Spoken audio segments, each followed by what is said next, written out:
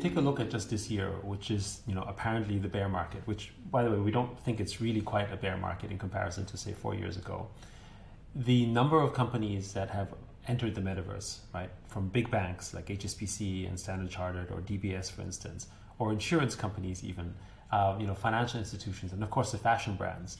So what's happened in 2021 was perhaps a big wave of speculation that came in, partially because that was a little bit the generation of the crypto community that was more dominant back in the day, right? Because if you remember, crypto really began really from a financial sentiment, and non-fungible tokens really represent culture in the sense that it represents our identity, it represents our assets, it represents our property, for instance, right? That movement, if you think about it, really only began in earnest in 2020, right? Everything before, like I think, when I shared the statistic to people, at the end of 2020, I think there was only like 150,000 people that had NFTs, right? So the growth cycle that we went through from 2021 seemed fantastic, relatively speaking, to the population, whereas, let's call it standard financial crypto, actually had like literally 10 years before to sort of develop. So we had sort of a mixture of more of the speculative flavor in 2021, which then gave rise to all the price increases and some of the hype that's out there, which is actually, in terms of business cycles, quite typical. However, now what we're seeing is actually the kind of people entering the space, it's actually all coming in through culture. And those type of people actually aren't there purely for speculation.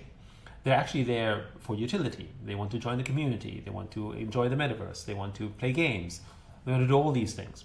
And so what has happened is that the sort of type of trade that's happened has changed. On the other hand, it's healthier, because it's kind of like in the real world.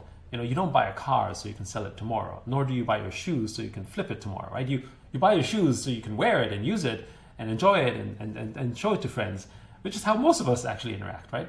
And I think for a long time, people started to look at that measure as somehow normal, which of course it isn't, right? It just happens to be that the majority of the people in crypto, let's call it before, as a ratio of people, were Wall Street type people, right? And so naturally, they were more thinking in terms of liquidity and trade volumes.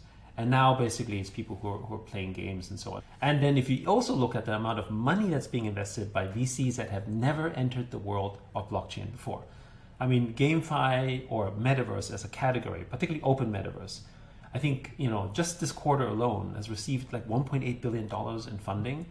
I mean, is it a winter? Well, it's all relative, right? I mean, sure, if you compare it to 6 months ago or 9 months ago, but if you compare it, generally speaking, to, like, if you're making a game, for instance, and you're doing a Web3 game, you have way more funding options and opportunities. So I would say, actually, it's one of the really the best times out there.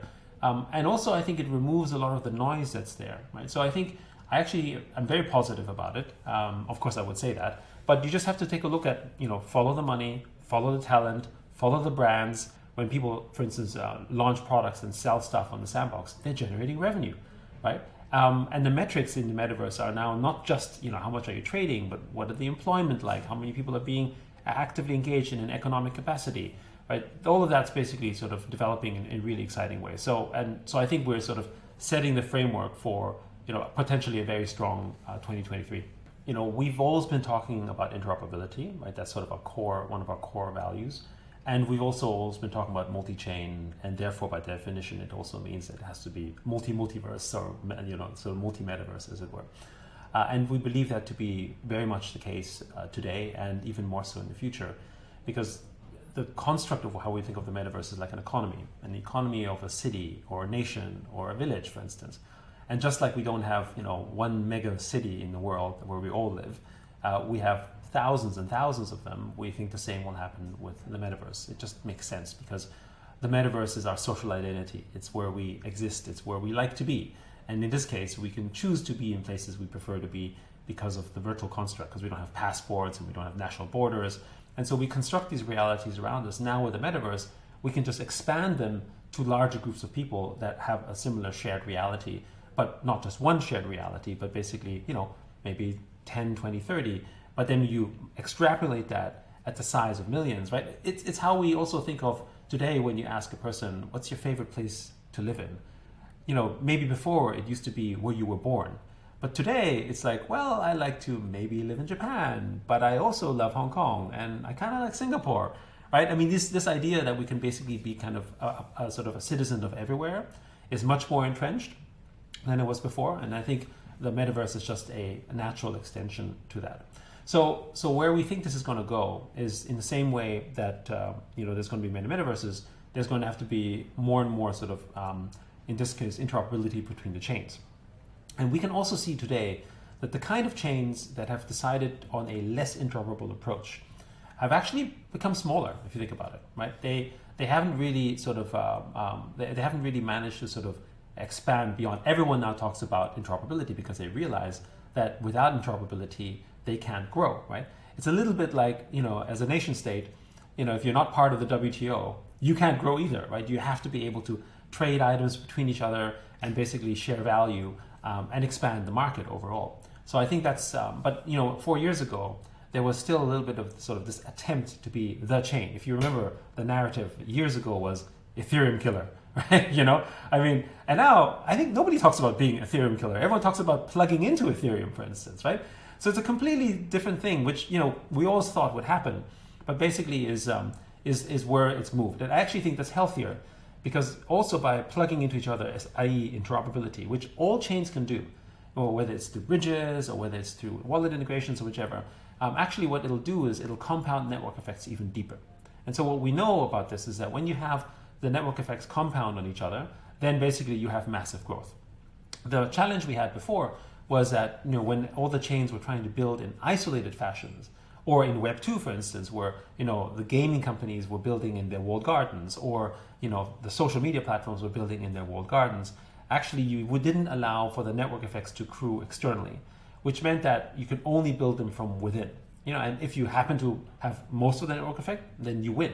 But in this case, actually what's really clear in Web 3 is that it has to be shared across, and you have to open up as wide as possible in order to have the most, let's call it, impact, shall we say. And everyone's starting to realize that. So as these frameworks are being built, which is all happening this year, and more of them basically start plugging in and allowing for this interoperability, we're going to have compound network effects affect deeply across and multi-chain, right? We're seeing this already a little bit in trading patterns, right? Because you can swap between, say, assets between BNB and EVM and between sort of other chains around the world. The fact that there's, let's say, a massive movement from one chain to the other actually has an impact on both sides, right?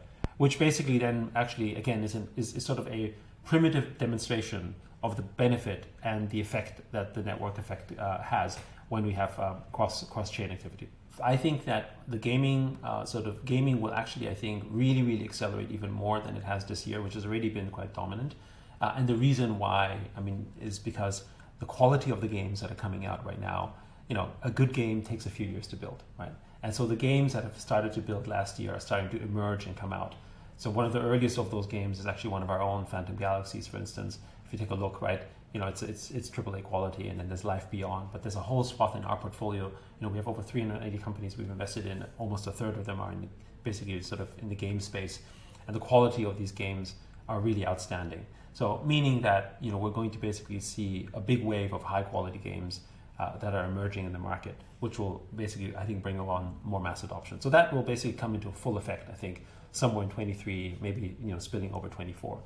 And so we should expect, actually a wave of potentially hundreds of millions of users entering the space for that reason. So that's really exciting. The thing that we're now also building, which we hope we can have a similar effect as we had done with GameFi, back 3 or 4 years ago, is in education. So we had just basically sort of launched actually the sort of TinyTap auction, which is basically sort of we call them publisher NFTs.